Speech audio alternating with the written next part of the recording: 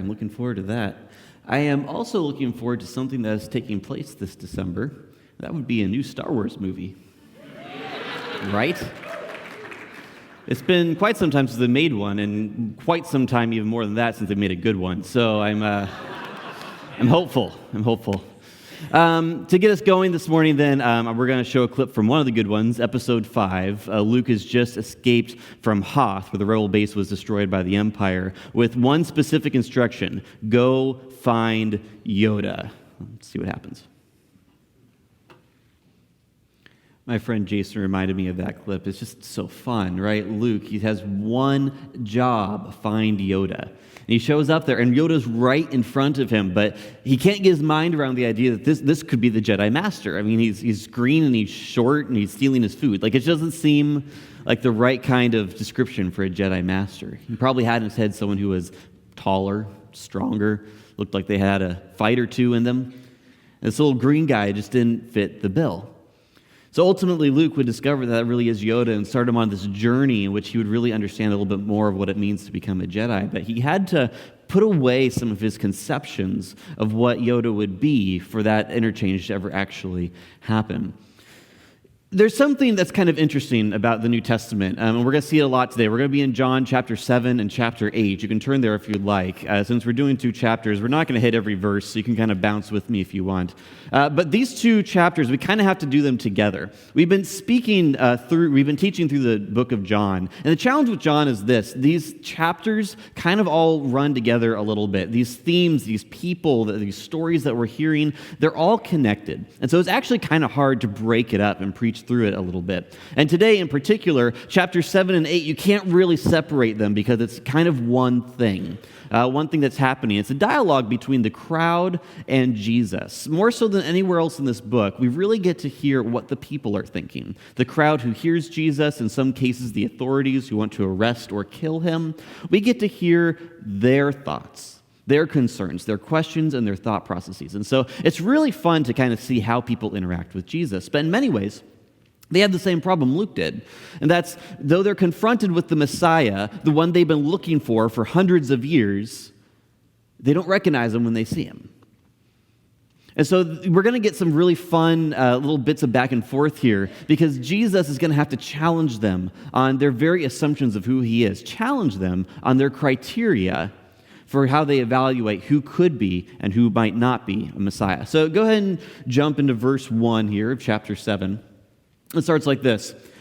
After this is Jesus had just been feeding 5,000 people, and a bunch of his disciples actually deserted him after that because he said some things that were very hard for them to hear. So, coming into election season, his poll rating's not great at the moment. After this, Jesus went around in Galilee. He did not want to go about in Judea because the Jewish leaders there were looking for a way to kill him.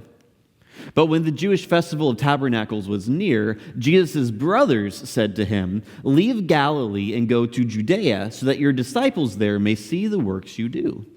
No one who wants to become a public figure acts in secret. Since you are doing these things, show yourself to the world." For even his own brothers did not believe in him.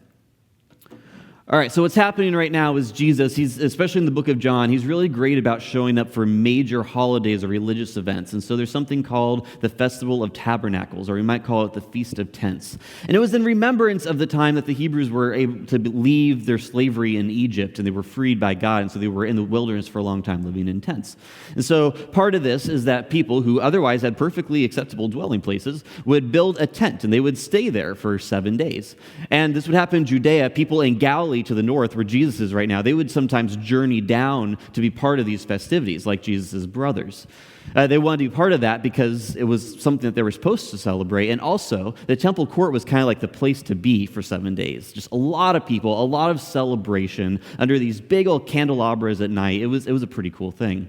Now, living in tents might sound a little bit awkward to us. It's probably not how we celebrate our holidays, but I will remind you that many of you just joyfully sent your children and grandchildren to threaten your neighbors if they didn't give you candy. So, everyone's got their own quirks. So this is this particular holiday.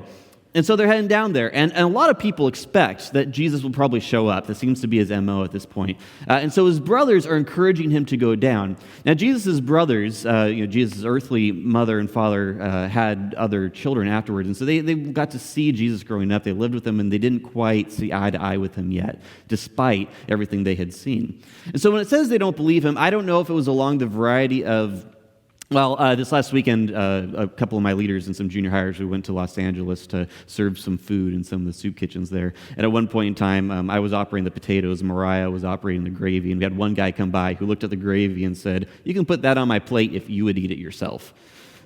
Which, actually, I would have. It's very tasty. But, so I don't know if it's like total skepticism, or just maybe his brothers actually really do want Jesus to prove himself, but he just hasn't yet. And so they can't buy into it. They're hoping that maybe in round 2, he won't lose so many disciples this time.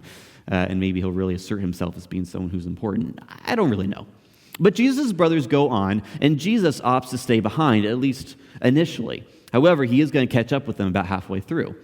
However, after his brothers had left for the festival, he also, not publicly, went, but in secret. Now at the festival, the Jewish leaders were watching for Jesus and asking, "Where is he?" Among the crowds, there was widespread whispering about him. Some said, "He is a good man." Others replied, "No, he deceives the people." But no one would say anything publicly about him for fear of the leaders. Not until halfway through the festival did Jesus go up to the temple courts and begin to teach. The Jews there were amazed and asked, "How did this man get such learning without having been taught?" Jesus answered, "My teaching is not my own. It comes from the one who sent me." And so this is going to begin a series of questions and answers, which probably lasted over a couple of days. We're halfway through a 7-day festival. It might have lasted till the end. I don't know. But the crowd is going to begin challenging Jesus, trying to understand him. Jesus had just recently performed a miracle where he healed a paralytic man, which actually is a problem for him right now because the Jewish leaders were using that as grounds to kill him since he healed on the Sabbath. They didn't think that's something that you were supposed to do. And so Jesus now is trying to communicate that everything that he knows isn't because someone taught him something, it's because he comes from the Father. And the people, they don't really grasp this idea yet, but they do kind of know that Jesus is setting himself up to be something big, something that maybe he's going to be claimed to be a prophet. Others think that maybe he will actually make the big claim and say to be the Messiah. They've been looking for that Messiah for quite some time, and actually that would be really nice for them if he was. But Jesus would have to meet some of their tests. He'd have to pass their criteria for evaluating who could and who could not be a Messiah. And they had a criteria, largely based on their law, which we find most of that in our Old Testament. So based on a lot of things we see in the Old Testament, does Jesus fit the bill? Could he be the Messiah that was promised? And so they're going to start to ask him these questions based on things that they understood from their own law. And that's kind of how this is going to go. And so we're going to look at a few of these. We're not going to get to all of them. We'll look at a few of the challenges that the crowd made and the authorities made toward Jesus. And the first was this. If Jesus was really going to be the Messiah, then clearly he would meticulously follow Old Testament law. He would not be someone who would ever even think about breaking the law. Now, I just told you back in chapter 5, if you were here a few weeks ago, Jesus healed a man on the Sabbath, and a lot of the leaders thought that that was against the law. And so Jesus was actually his life was being threatened against him. Not everyone knew that, but Jesus did, and he called it out. At this point, Jesus says to the crowd, "I did one miracle, and you all are amazed." And now for the next couple of verses, Jesus will actually defend the idea of healing somebody on the Sabbath, kind of pointing to the hypocrisy of the fact that actually a lot of people do good on the Sabbath day. But really his point at the end of it is this. Stop judging by mere appearances, but instead judge correctly. Or the way I see this verse is basically, stop trying to get me on a technicality. You're trying to invent a technicality to get me on. It doesn't exist, for one, and beyond that, you're trying to focus on such small things. Get the big picture. See what I'm doing. See what I'm teaching. Test it with the scriptures and begin to see for yourself if I am who I say I am. Jesus was going to elevate the conversation and try to get it out of the technical discussions and really help people evaluate on the bigger spiritual plane. Another objection he got was where he came from. It was sort of a question of origin. The crowd really didn't believe that Jesus could be the Messiah, at least some of them, because they actually knew him and they knew where he came from. Based on some Old Testament passages, they were pretty sure that the Messiah would basically come out of nowhere. So they say this, "But we know where this man is from. When the Messiah comes, no one will know where he is from." If you remember our friend Nicodemus from a couple weeks ago, Heidi talked about his story. Nicodemus is going to defend Jesus a little bit. Nicodemus, who had gone to Jesus earlier and who was one of their own number, asked to these authorities, "Does our law condemn a man without first hearing him to find out what he has been doing?" They replied, "Are you from Galilee too? Look into it, and you will find that a prophet does not come out of Galilee." And the crowd later will be more specific because they kind of also understood that the Messiah was supposed to be from the line of David, possibly born in Bethlehem. And so they're trying to wrestle with all of these different things that they understood about where Jesus was supposed to come from. Now, Jesus, in verse 28, is going to respond in a certain way, and I'll read that in a second. But if I was Jesus, I would respond this way. The book of John was probably the last gospel written, and so the people who were reading this would have been very aware of the fact that Jesus could defend this claim simply on earthly grounds, that he was actually of the line of David, born in Bethlehem. He could have said all those things. And the people who read the scriptures, they would have had this information. That wouldn't have been new to them. But Jesus didn't actually defend himself even with the facts. Jesus went a different way. I don't have it on the screen here, so I'm just going to read verse 28.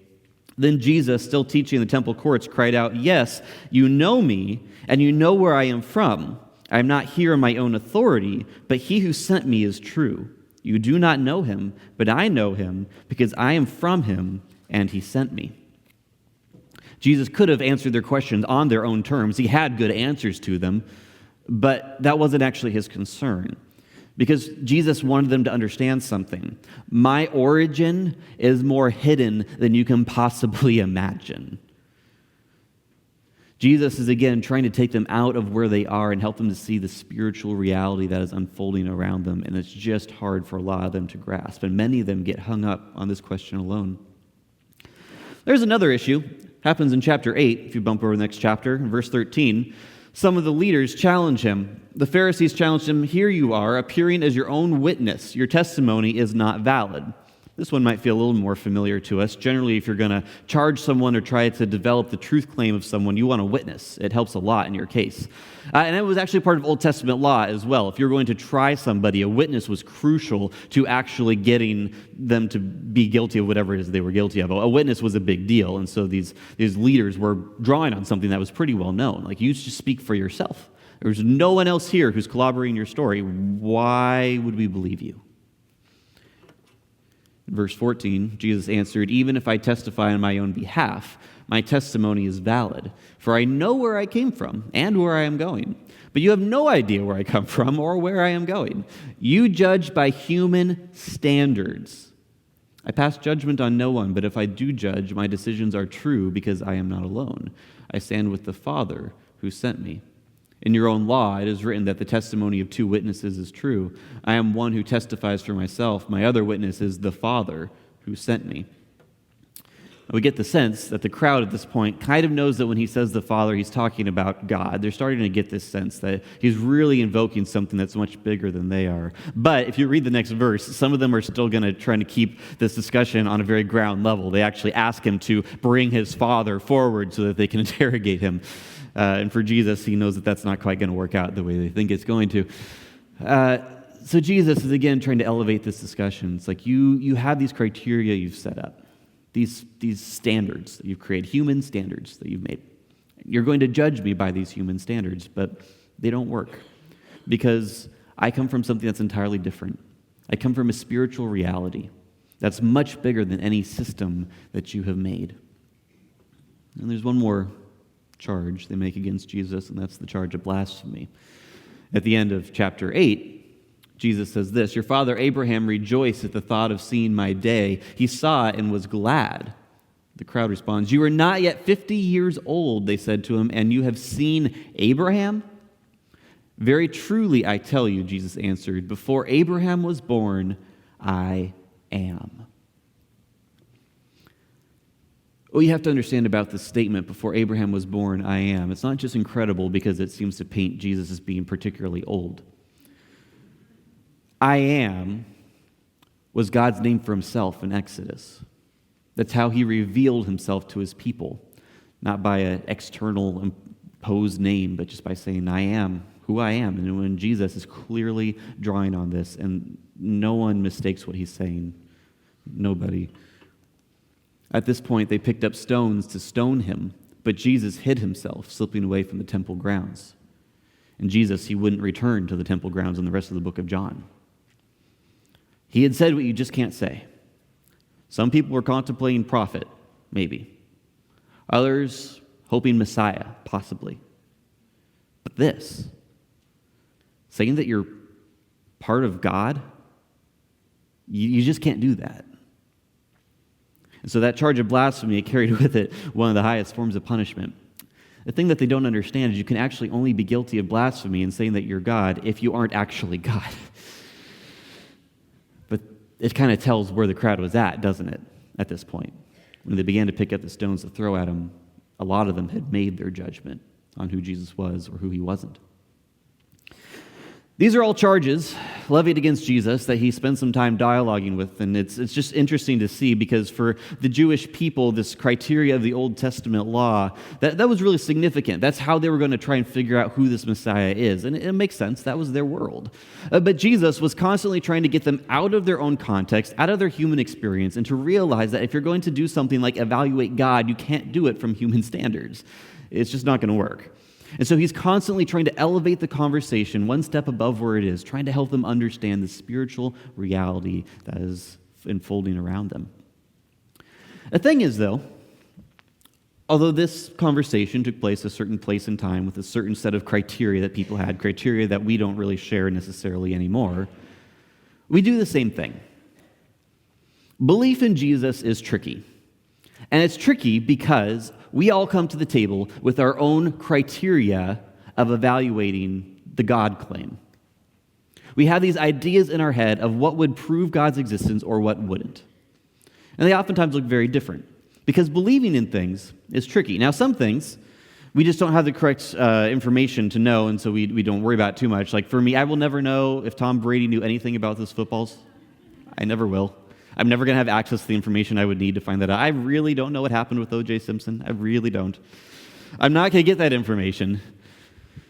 But it doesn't actually impact my life a ton. For me, those are things that I wonder about, but whether I believe them or I don't believe them is kind of somewhat irrelevant. Believing in God, believing in Jesus, someone who essentially says, give your whole life to me, now that's a bit weightier. That's a claim that we have to reckon with. That's just not something you simply ignore either direction. And so Jesus, he's asking us to do something that we call belief, or sometimes we might use the word faith, and I'm going to use those kind of interchangeably here. And it's a trick, because sometimes it's hard for our minds to get around how we can believe in something so incredible. And it's a trick because we come to the table with our own criteria. I'm banking on that extra hour sleep here because I'm going to get a little philosophical at this point, so we'll see how this goes. Some of us, if you're like me, overthink things. And kind of the way that the modern world decided to evaluate anything, any kind of something you believe in, any kind of truth claim, would be something sort of akin to the scientific method, which is it's observable and it's repeatable. We can test it. And you can test it based on certain understandings of what that means. And so if God isn't observable and repeatable the way we want him to be, and he doesn't show up in the way that we've kind of spelled out, we can't prove his existence, well, then he doesn't meet our criteria. Also, recently, you probably have heard a discussion about something like postmodernism or relativistic thinking, which is a little bit more personal. It's if God doesn't show up for me the way I need him to, then I can just opt to not believe, and now it's just not true for me, and it's fine. Maybe God didn't give me the thing I wanted to give, or I don't feel the things I wanted to feel, and so I just don't believe, and you can't tell me otherwise. It could be other totally random things. I know one guy who told me one time, like, if Jesus would have just written his own book, I would believe in Jesus. Or if Jesus would just perform these certain miracles, perhaps that would be enough. We have our criteria.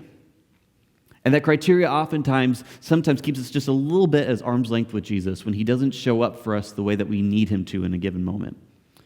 But Jesus, he's constantly challenging us to put our criteria on the table.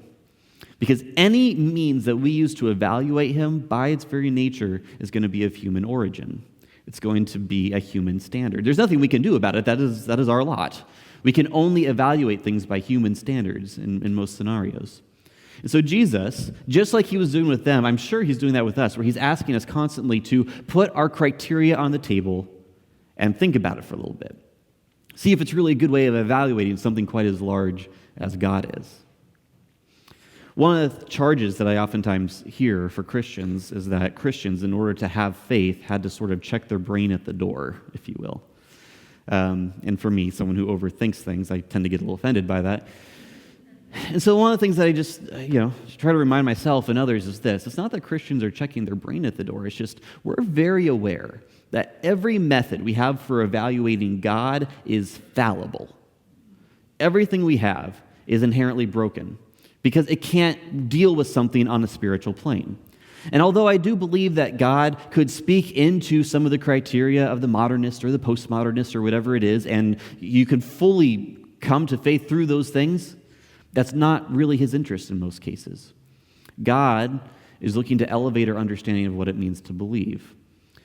And what he's starting to do here a little bit is help us understand that belief, more so than we probably ever realized, is actually a choice. This is the one that sometimes gets me a little bit, because typically for me, belief is something that happens to me. That makes sense. The evidence is there. I now believe. Belief being a choice is a little bit backwards. But belief is a choice because Jesus was very, very aware of the fact that people really couldn't come to him with proof ahead of time. People would have to choose to follow him and experience that journey with him, like his disciples did, who would not abandon him in chapter 6 because they had nowhere else to go. It was Jesus who had the words of life. But this is a little bit backwards. It's sometimes hard for us because it requires a commitment oftentimes before the belief is fully there. Maybe we at least think it's a plausible explanation for the universe, but proof, 100%, no doubt, this is the way the world is, that's hard. That's tricky to come by. And sometimes we live in the tension of fully wanting to have faith in Christ and being stuck with some of our own sets of criteria.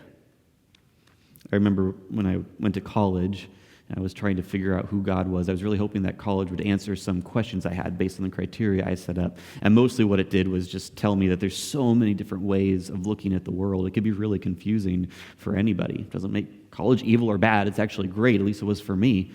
Because for me, it challenged the criteria I had set up and started to deconstruct it. Now, what that can do is throw you into a little bit of a crisis of faith. And I experienced that a little bit myself, and I see that in a lot of young adults and college students that I know, and I can see that as well. This is part of the world that we live in, is that at some point in time, we get exposed to other ideas, and they challenge what we knew of the world. And I actually don't think this is a horrible thing, because honestly, no matter who we are, how many college classes we have taken or haven't taken, or how long we've walked this earth or haven't walked this earth, all of us are constantly called to rethink the way that we evaluate God, constantly. And so we have to deconstruct the things that are keeping us away from him, the things that are preventing us from really understanding God on his own terms. And college can help you do that, among many other things. The key, though, is rebuilding something where there's rubble. And that rebuilding happens when we continue to walk in faith, obeying Jesus' teachings, living a life with him. And sometimes the answers surprise us when we realize that we never really could have faith until we started walking with Jesus in the first place. It's that backwards thing. We have to experience it to really be able to believe. That's not an easy pill for everybody to swallow. And if you're someone who's been wrestling with Christianity for a long time, that probably feels like a big ask. And Jesus recognized that, and he knew that a lot of the crowd was going to turn him down. But I encourage you to take that risk anyway, because at some point in time, the truth becomes known. And I'll tell you this too, if you're someone who is going through a lot of doubt right now, or if you have children who are going through a lot of doubt right now, there's a good chance that there's probably some reconstruction involved. And that's not a bad thing. That's something that Jesus was calling us over and over again to do, was understand our faith on God's terms rather than our own.